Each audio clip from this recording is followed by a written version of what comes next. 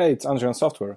Today I would like to talk about the ActiveRecord pattern as implemented in the Rails applications, but also as used in other places, because ActiveRecord pattern is a pattern, but also it's a library.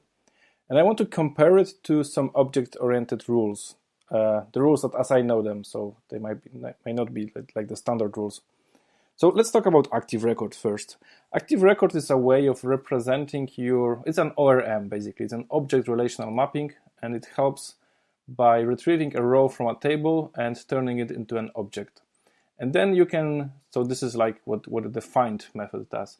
And then you can change the object. You can say product.title equals something new. And then you can say product.save, and it will save it to the database. So the concept is simple and it's very useful. What happens under the hood is that when you call the save method, there is actually a validation going on. And there is a clear consequence of using ActiveRecord is that usually you're exposing all your attributes to the outside world of the object. So everyone who has access to the product object, in theory, they can change the title, they can change every attribute. So it's very like attribute-oriented thinking. You're not really thinking about some methods too much. It's usually per attribute. So you have public attributes, meaning you can get every attribute. That's like one consequence, and public getters, they're not the best design in some object-oriented rules, but it's not also a big tragedy. But you also have public setters for all the stuff in ActiveRecord object, which makes it a bit more problematic because then you have to deal with the consistency. Like if everyone can just change one attribute, you have to deal with consistency.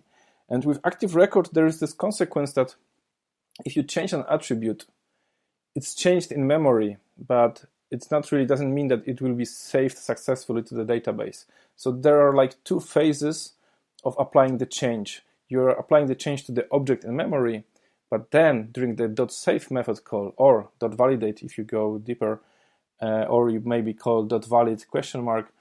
Then the validations are run, and then you know if it was actually successful or not. So you can imagine that during the object lifecycle, you retrieve the object, you make one change here, one change there, one change there, and imagine that it's a more complex scenario, and then you call .save, and let's say the first change was invalid, but two others were valid, and you only learn it at the end of this procedure. So this is like a two-phase way of dealing with the business logic, because it's very coupled to the database, so the validations are run at the end. Obviously, you can run them earlier, but it's a very rare thing to do usually. With object-oriented rules, you try to keep your object like closed to changes. Doesn't mean that you don't allow changes, but it means that you're controlling the API. And even though you do have some way of attributes or instance variables or whatever you would call them, they are hidden from the outside. So a good object, as opposed to, for example, a data structure, doesn't expose the attributes. It's just allowing you to change. For example, instead of active equals true, you call an activate method, right?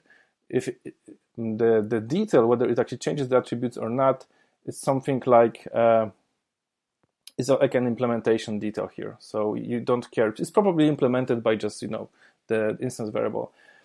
With this way, you have this one-phase business validation. So usually people implement this kind of object changes with, they sometimes use exceptions for saying, no, this is invalid change. So activate method, you call .activate, but we say, no, you can't activate a product if it belongs to an inactive category, for example. So then you raise an exception. So this is like a way of dealing with this kind of logic.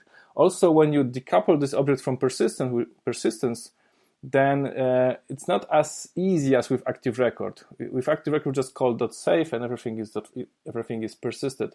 In here, you usually either need some better ORM. For example, in Ruby, we really don't have that as many good ORMs that we can just say, this is my business object, please persist it. They're not popular. So usually you need to be manual with those changes. But then again, you have this option of having the object being event sourced, which is a much simpler approach to persistence. Usually people think it's complicated, but it's like super simple because you just publish the events and you just persist the events. But still the rules of object orientation do apply. So your object is closed from the outside. You don't see the attributes. You only have some methods to change the state of this object. And we call this object an aggregate in that case. So an object which is even sourced, like in DDD, usually we call it an aggregate. So those are like two different ways, or even three different ways of dealing with this problem. So ActiveRecord, two-phase dealing with the logic, just object but not as even sourced, and usually you need some kind of public getters here, but you don't use public setters. But then you have this complication how to persist this object. And at the end, it's probably the simplest one. It's even sourcing, where you don't have public getters. Usually you build some read models for the reason instead of public getters, and you just push events. So you just persist those events and push them wherever we need them. So yeah, thanks for listening.